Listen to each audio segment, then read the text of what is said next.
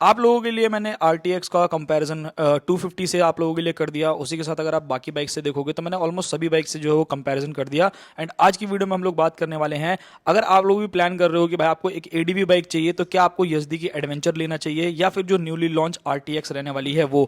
तो चलिए वीडियो को स्टार्ट करते हैं, बात करते हैं इन दोनों बाइक्स के बारे में। सबसे पहले यहाँ पर अगर RTX के बारे में बात की जाए तो ऑब्वियसली ये थोड़ी एक मॉडर्न टाइप की एक बाइक रहने वाली है, जहां पर आपको काफी अच्छी डिजाइनिंग, काफी ज्यादा बल्कि लुक जो है वो देखने को मिल जाता है। एंड ऑब्वियसली थोड़ी फ्यूचरिस्टिक टाइप की डिजाइन जो है यहाँ पर आपको बाइक के अंदर देखने को मिलती है।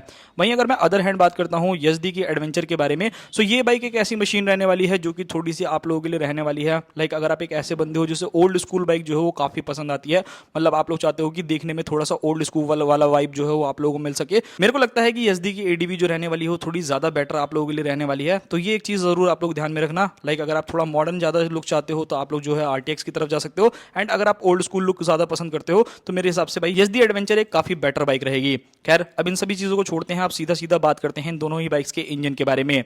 ऑलमोस्ट अगर आप दोनों ही बाइक्स को देखोगे तो 300 सीसी कैटेगरी के ही आसपास में आती है। यहां पर अगर आप YZD को देखोगे तो उस बाइक के अंदर आपको 334 सीसी का single cylinder liquid cooled FI BS6 complaint engine मिलता है, जहां पर वो बाइक लगभग 30 bhp तक का पावर एंड 30 न्यूटन मीटर तक का ही टॉर्क जो है वो जनरेट करती है। बट वहीं अगर आप RTX को देखोगे तो यहां पर आपको 299 सीसी का single cylinder liquid cooled FI BS6 complaint engine मिलता है, जो लगभग 36 bhp तक का maximum power and 28.5 Newton metre का टॉर्क जनरेट करेगा। यहां पर अगर आप पावर फिगर्स में देखोगे तो लगभग जो RTX है वो 6 bhp जो है वो ज्यादा जनरेट करती है। एंड टॉर्क अगर आप लोग देखोगे तो जो YZD एडवेंचर है वो 2 न्यूटन मीटर तक का टॉर्क जो है वो ज्यादा जनरेट करती है। सो अगर आप एक ऐसे बंदे हो जिसको आप लोगों को एडवेंचर के साथ साथ थोड़ा पावर ज्यादा चाहिए, तब तो मैं आपको बोलूंगा कि आप RTX की तरफ चले जाओ। बट अगर आप एक ऐसे बंदे हो जिसको टॉर्क जो है थोड़ा ज्यादा चाहिए अपनी बाइक के अंदर, तो YZD एडवेंचर जो है काफी ज्यादा बेटर ऑप्शन रहेगी। बात करते हैं दोनों ही बाइक्स के अंदर आने वाले फीचर्स के बारे में कि किस बाइक में कौन कौन से फीचर्स आते हैं। अब जैसा मैंने आपको बोला कि जो YZD ADV रहने वाली है वो बेसिकली एक ओल्ड स्कूल वाई वाली बाइक है। सो इसके अंदर आपको बहुत ज्यादा मॉडर्न फीचर्स नहीं मिलेंगे, बेसिक फीचर्स आप लोगों को सारे के सारे मिलेंगे। सबसे पहले ऑल LED सेटअप आपको मिलता है, प्रोजेक्टर लाइट्स आप लोगों को बाइक के अंदर मिलेगी, डिजिटल मीटर आप लोगों को मिलेगा, dual channel ABS, hazard light, traction control, 15.5 litre का फ्यूल टैंक, स्लीपर क्लच जैसी चीजें जो है इस बाइक के अंदर ऑफर कर दी जाती हैं। बट अगर आप चाहते हो कि भाई आपकी बाइक जो है मॉडर्न लुक के साथ साथ मॉडर्न फीचर भी जो है वो आप लोगों के लिए अवेलेबल दे, सो भाई वो तो मुझे लगता है कि TVS के अलावा और कोई भी नहीं करने वाला। इस बाइक के अंदर आप लोगों को all LED setup, proper TFT display जो कि देखने में काफी ज्यादा सुंदर लगता है, dual channel ABS, quick shifter, cruise control, उसी के साथ 4 राइडिंग मोड्स देखने को मिलते हैं। Urban, rain, rally, tour mode जो है वो आप लोगों को बाइक में मिलता है, ट्रैक्शन कंट्रोल आप लोगों को देखने को मिलेगा। इवन इस बाइक के अंदर आपको स्विचेबल ABS भी मिल जाता है, पीछे वाले ABS को जो है वो ऑफ कर सकते हो अगर आपको ऑफ रोडिंग करने हैं। ब्लूटूथ कनेक्टिविटी आपको मिलता है, राइड बाय वायर मिलेगा, गूगल मैप्स का जो है वो ऑप्शन मिल जाएगा। सो ये काफी ज्यादा बेटर चीज रहने वाली है। उसी के साथ यहाँ पर अगर मैं बात करता हूँ भाई दोनों ही बाइक्स के टायर्स के बारे में कि दोनों ही बाइक्स में आपको टायर जो है वो किस सेगमेंट का देखने को मिलेगा। सो जहां पर आपकी RTX रहने वाली है वो आप लोगों को 110 80 R90 इंचेस के फ्रंट में टायर जो है वो आप लोगों को ऑफर करती है। एंड अगर आप रियर में देखोगे तो 150 70 R70 इंच के जो है वो रियर टायर आप लोगों को इस बाइक के अंदर देखने को मिल जाते हैं। वहीं अगर आप YZD को देखोगे सो वहां पर आपको 90/90 21 इंचेस के फ्रंट में स्पोक व्हील्स देखने को मिलते हैं, 130 80 70 इंच आपको रियर में जो है स्पोक व्हील्स देखने को मिलेंगे। अब देखो दोनों ही जो व्हील्स है ना भाई, लाइक एक तरफ अलॉय व्हील आता है, एक तरफ स्पोक व्हील आता है, तो दोनों में आपको थोड़ा सा डिफरेंस क्या देखने को मिलेगा।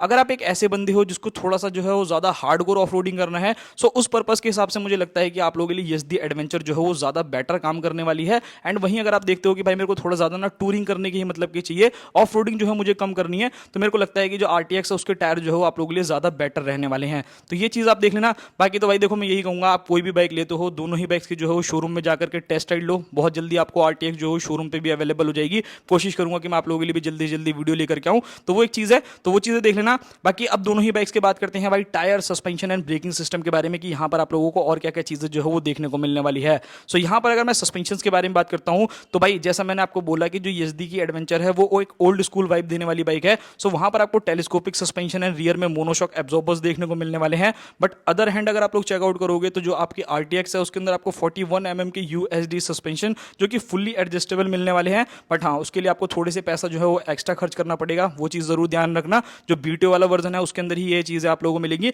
एंड रियर में अगर आप देखोगे तो मोनोशॉक एब्जॉर्बर मिलने वाला है। सो मेरे को ऐसा लगता है कि भाई कहीं ना कहीं जो USD हो थोड़ा ज्यादा बेटर काम करने वाले हैं, क्योंकि आपके पास एडजस्टेबिलिटी वाली चीजें हैं। लाइक अगर आप लोग ऑन रोड चल रहे हो तो आप उसको जो है थोड़ा सा हार्डर साइड कर सकते हो, आप ऑफ रोडिंग करने लोगोगे तो आप सॉफ्टर साइड कर सकते हो, तो वो एक प्लस पॉइंट रहने वाला है RTX को।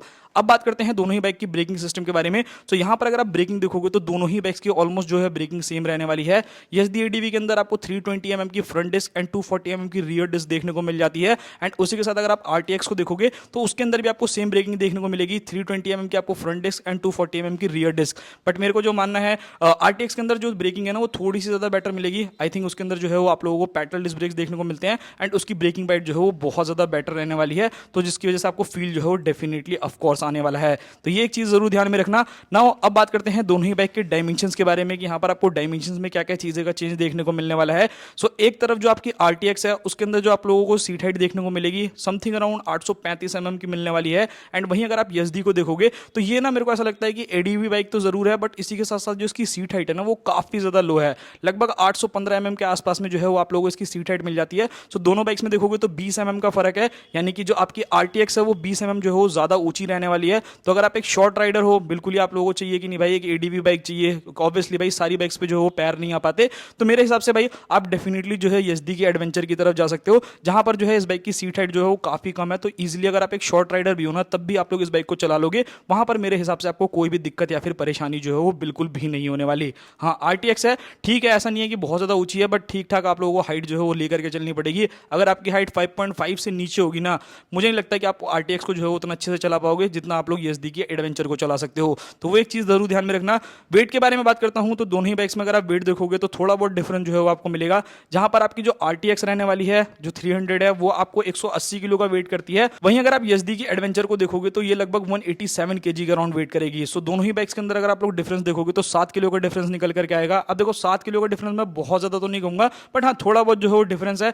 बाकी जैसे कि आप सिटी विटी में चलाओगे तो थोड़ा बहुत जो है वो आप लोगों को हल्की फुल्की भारी लग सकती है। एंड स्पेसिफिक वेट बात करूं तो आप जब आगे पीछे YSD की ADV की करोगे ना तब थोड़ा बहुत जो है वो आपको वेट फील होगा, बट जब रियल लाइफ में चलाने लगोगे तो दोनों बाइक ऑलमोस्ट मेरे हिसाब से जो है वो सिमिलर रहने वाली है। बट हाँ यहाँ अगर आप ग्राउंड क्लियरेंस देखते हो जिस चीज के लिए बाइक बनाई गई है, तो जो आपकी RTX रहने वाली है उसके अंदर आपको 200 mm का जो है वो ग्राउंड क्लियरेंस देखने को मिलता है। एंड जो आप लोगों की एडवेंचर रहने वाली है यानी ADV जो YSD की तरफ से आने वाली है उसके अंदर आपको 220 mm का जो है वो ग्राउंड क्लियरेंस मिल जाता है, जिसकी वजह से उसको प्लस पॉइंट मिल जाता है कि वो 20 mm जो है वो ज्यादा है। लाइक अगर आप थोड़ा ज्यादा ऑफ रोडिंग करो, ज्यादा उछाल कूद करके चलाओगे तो 20 mm जो है आपके पास ग्राउंड क्लियरेंस ज्यादा है, तो आप ज्यादा ऑफ रोडिंग कर सकते हो। आपको टेंशन नहीं रहेगी कि बाइक जो है वो नीचे से लग जाएगी या फिर मैं खुदाऊंगा तो ऐसा कुछ भी होगा, तो वो एक चीज रहने वाली है। बाकी देखो भाई दोनों ही चीजें मैंने आपको ऑलमोस्ट सारी की सारी चीजें जो है वो बता दी हैं। अब यहाँ पर मेन क्वेश्चन निकल करके आता है कि भाई दोनों में से कौन सी बाइक को जो है वो लेना एक समझदारी रहेगा। प्राइसिंग अगर आप दोनों ही बाइक्स की देखोगे, एक तरफ जहां पर YSD ADV आती है इसकी प्राइसिंग जो है लगभग 1,98,000 रुपीज से स्टार्ट होकर के 2,09,000 रुपए तक चली जाती है।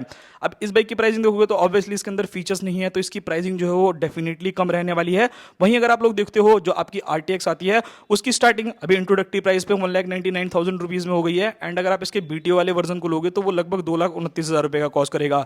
तो टोटल मोटा मोटा मान के चलोगे तो 20,000 रुपए का जो है दोनों ही बाइक्स के अंदर आपको डिफरेंस देखने को मिलेगा। सो अगर आप एक ऐसे बंदे हो जिसको फ्यूचरिस्टिक डिजाइन चाहिए, पावर जो है वो ज्यादा चाहिए एंड आप चाहते हो कि आपकी बाइक के अंदर फीचर्स जो है वो बहुत ज्यादा हो, तो उस कंडीशन में मैं कहूंगा कि आप RTX की तरफ चले जाओ थोड़ा सा एक्स्ट्रा पैसा लगा करके। बट आप एक ऐसे बंदे हो जिसको ओल्ड स्कूल जो है वो बाइक चाहिए, ज्यादा फीचर्स आप लोगों को मतलब नहीं है, ठीक ठाक परफॉर्मेंस चाहिए, टॉर्क जो है वो थोड़ा सा ज्यादा चाहिए एंड सीट हाइट जो है वो काफी कम होनी चाहिए। सो उस कंडीशन में YSD की ADV जो है वो ज्यादा बेटर परफॉर्म करने वाली है। सो ये था पूरा वीडियो। बाकी तो भाई मैं आपको ये बोलूंगा दोनों ही बाइक की हमेशा टेस्ट राइड लो, जो बाइक आपको समझ में आती है आप उस बाइक की तरफ जा सकते हो। मिलते हैं किसी और नेक्स्ट वीडियो में। एंड अगर आप में से कोई भी चाहता है कि भाई मैं RTX का कंपैरिजन किसी और बाइक से करूं तो उसके लिए आप मुझे कमेंट कर सकते हो, मैं जल्दी जल्दी आप लोगों के लिए वीडियो लेकर के आऊंगा। मिलते हैं किसी और नेक्स्ट वीडियो में।